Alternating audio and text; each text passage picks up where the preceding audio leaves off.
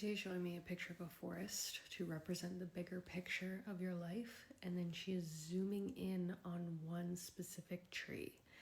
And this tree represents your relationship and connection with her, and also what it is that you are going to create with her. And there's this really big emphasis on the fact that this tree has always been there. Like, it's always been a part of the forest. But when you were zoomed out, not focused on the tree, it's like you could feel its presence, but you didn't see the details up close. You didn't know it intimately. And now that you're zooming in and really focusing in on this one specific tree, which is your connection with Hecate and what it is that you're going to create together, it's like there's a new depth to it. You can see the leaves, you can see the different colors of green in the tree, you can feel the bark. And it's like, to a certain extent, you've known that this specific tree was going to become a much larger part of your life and your existence, but you've kind of been dancing around it. Like, I'm seeing you like smelling flowers that are next to the tree, and so they share the soil with the tree, but it's not the tree. And then I see you splashing in a creek near the tree that ends up feeding the roots of the tree, but it's still not the tree. And there's almost been this like avoidance of the tree a little bit. Like, you've always known that you were going to go towards it and have it be this bigger part of your life subconsciously, but there's been a little bit of a hesitation to actually take the step and take the leap to really go there. And it feels like part of it has to do with, Hecate and normal views of society not really going together and feeling like, what does that say about me if this is a really big part of my life and who I am and how I create and my legacy? What does that mean? And part of it is really just because your subconscious can feel how big of a shift this is going to be.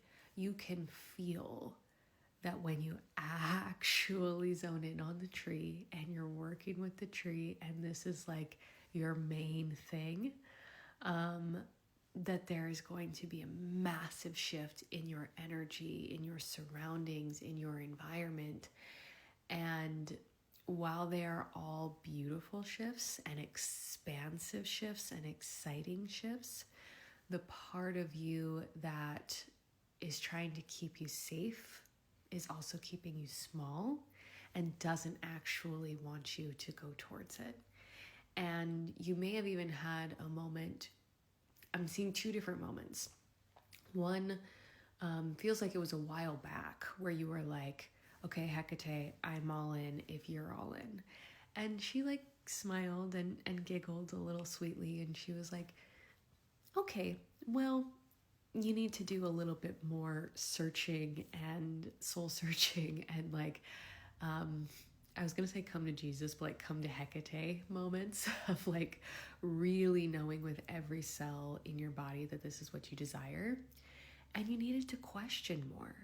And she always wants you to question this relationship, this path. She does not see it as anything that undermines her or her power or your connection, because she wants you to be so grounded and like stable in this choice. And it's not for the faint-hearted.